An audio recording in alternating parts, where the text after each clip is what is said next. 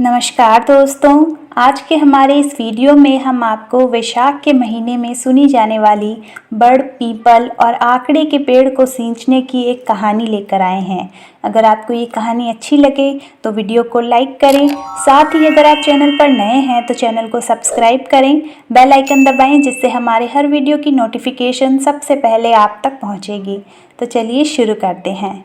एक समय की बात है, नर्मदा नदी के तट पर एक छोटा सा गांव था। उस गांव में एक बुजुर्ग वैश्य दंपत्ति रहते थे। उनके 2 बेटे और 2 बहुएं भी थी। बुजुर्ग वैश्य का नियम था, वह रोज सुबह जल्दी उठकर नर्मदा नदी में स्नान करता और वहीं स्नान के बाद 1 लोटा जल सूर्य देव को अर्पित करता। फिर वह बड़, पीपल और आकड़े के पेड़ को सींचता, उनकी पूजा करता और परिक्रमा भी लगाता। यह उसके रोज का नियम था। एक बार की बात है, वैशाख का महीना आने वाला था तो उस बुजुर्ग वैश्य ने अपनी पत्नी से कहा कि भगवान, कुछ दिनों से मेरी तबीयत ठीक नहीं है और कल से वैशाख का महीना लगने वाला है। मुझे लगता है कि इस बार मेरा नर्मदा नदी में स्नान करने का नियम टूट जाएगा। तबीयत खराब होने के कारण मैं वहां नहीं जा सकता।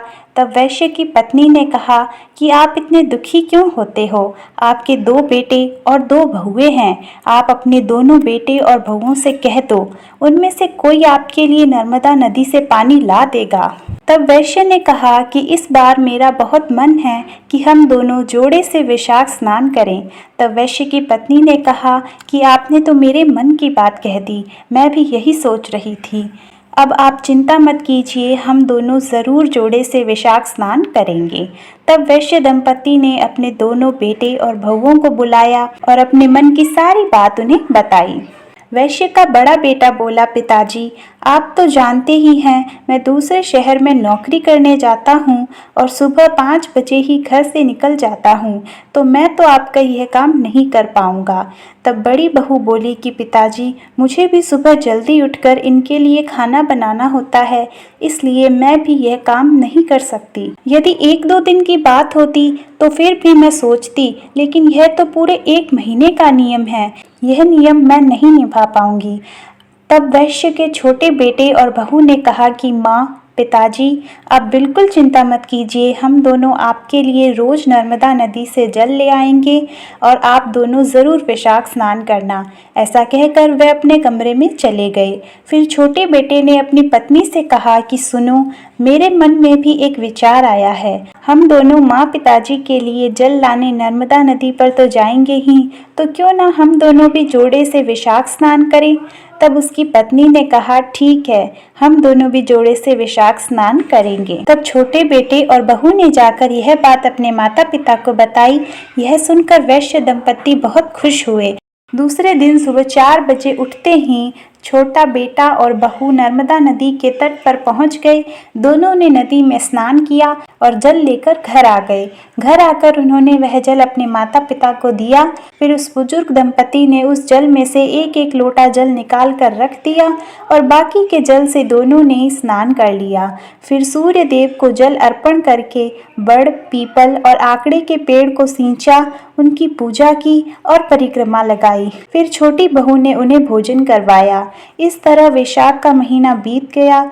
जब वैशाख पूर्णिमा का दिन आया तो बुजुर्ग दंपति ने छोटे बेटे और बहू से कहा कि तुम दोनों ने भी वैशाख स्नान किया है, इसका पूरा फल पाने के लिए हमें ब्राह्मण दंपति के 2 जोड़ों को जिमाना पड़ेगा।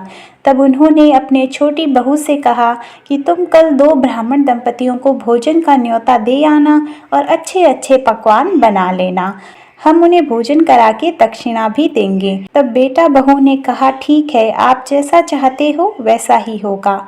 अगले दिन छोटी बहू जल्दी उठी और खाना बनाया। भोजन तैयार करने के बाद गांव में ब्राह्मण दंपति को बुलाने गई। रास्ते में उसे 2 ब्राह्मण और ब्राह्मणी दिखे। उन्हें देखकर उसने सोचा कि यह शायद कोई तीर्थयात्री हैं। ये इस गांव के तो नहीं लगते, क्यों ना मैं इन्हें ही भोजन का न्योता दे दूं। छोटी बहू उनके पास गई और प्रणाम किया और कहा, हे ब्राह्मण, आज विशाख पूर्णिमा के दिन मेरे सास ससुर जोड़े से 2 ब्राह्मणों को भोजन कराना चाहते हैं। कृपया आप मेरे साथ भोजन करने के लिए मेरे घर पर चलिए। तब वो ब्राह्मण और ब्राह्मणी बोले, बेटी, हम तो तीर्थयात्री हैं, हमें भोजन मिल जाए, इससे बड़ी क्या बात हो सकती है। फिर बहू उन दोनों ब्राह्मण ब्राह्मणी के जोड़ों को अपने घर लेकर आई, उनके लिए भोजन परोसा। सबने पेट भर के भोजन किया। फिर वैश्य दंपति ने उन्हें कपड़े और दक्षिणा दी। उन ब्राह्मण ब्राह्मणी ने उन्हें आशीर्वाद दिया। बुजुर्ग वैश्य दंपति ने अपने बेटे और बहू से ब्राह्मण ब्राह्मणी के पैर धुलवाने के लिए जल लाने के लिए कहा। वह जल लाने अंदर चले गए। बुजुर्ग दंपति उनके पैर पोंछने के लिए कपड़ा लाने अंदर चले गए। वो ब्राह्मण और ब्राह्मणी और कोई नहीं, लक्ष्मी नारायण और सीताराम थे। वो ब्राह्मण का वेश धारण करके वैश्य दंपति तथा उनके बेटे और बहू को वैशाख स्नान तथा बड़, पीपल और आकड़े के पेड़ को सींचने का पुण्य फल देने आए थे। वो वहां से अंतर ध्यान हो गए। तब वैश्य दंपति और उनके बेटे बहू वहां आए। तब वहां कोई नहीं था, लेकिन उन्होंने देखा कि उनका घर अन्न और धन से भर गया है। उन्हें बहुत आश्चर्य हुआ। उन्होंने उस जगह देखा जहां वह बैठे थे। उन्होंने देखा कि वहां भगवान राम के चरण तथा धनुष थे, और जहां सीता जी बैठी थी वहां मोहरों की एक थैली थी। जहां भगवान विष्णु बैठे थे वहां चक्र का चिन्ह था, और जहां माता लक्ष्मी बैठी थी वहां हीरे मोती और सोने चांदी के आभूषणों की एक थैली थी। यह खबर पूरे गांव में फैल गई, तो वैश्य दंपति के घर सब लोग देखने आए कि यहाँ भगवान प्रकट हुए हैं।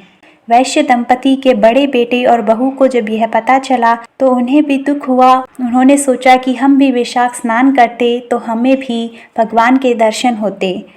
तब वैश्य दंपति ने कहा कि वैशाख स्नान करने तथा बड़, पीपल और आकड़े के पेड़ को सींचने से घर की दरिद्रता दूर होती है और घर में सुख, शांति और समृद्धि का वास होता है। बोलिए विष्णु भगवान की जय। धन्यवाद।